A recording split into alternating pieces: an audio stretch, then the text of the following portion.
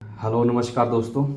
आज के इस वीडियो में हम आपको टीजीटी कमीशन के बारे में बताएंगे। एचपी टीजीटी कमीशन जो 30 मई से फिल करना शुरू हो चुका है और उसकी लास्ट डेट जो फिल करने की है वो 3 जुलाई 2025 है।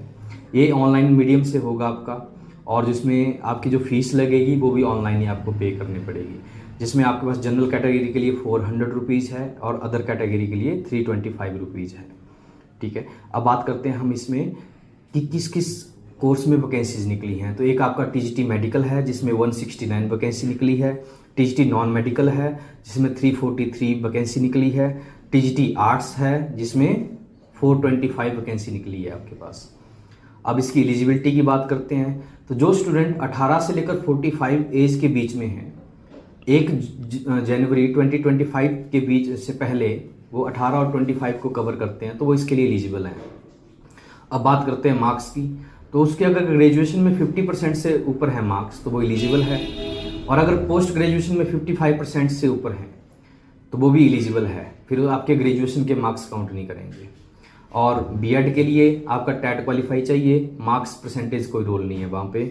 और +2 अगर आप रूसा के थ्रू हैं, जैसे 4 ईयर इंटीग्रेटेड प्रोग्राम के थ्रू हैं, तो आपके +2 में 50% होने चाहिए।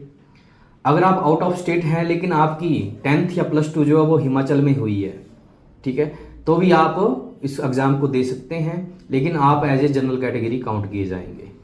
ठीक है, अब बात आती है कि और क्या क्या किया जाए। जब तक नोटिफिकेशन के अकॉर्डिंग +2 अगर मान लो मेडिकल या नॉन मेडिकल के लिए है तो +2 साइंस बोला है, जिसमें मेडिकल के लिए मेडिकल चाहिए और नॉन मेडिकल के लिए नॉन मेडिकल।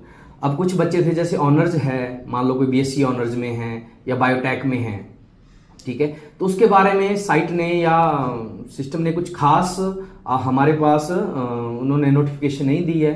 हाँ, वो आप on the time filling form के टाइम आपको पता लग जाएगा। अगर आपको एक्सेप्ट करता है वो, देन यू आर एलिजिबल।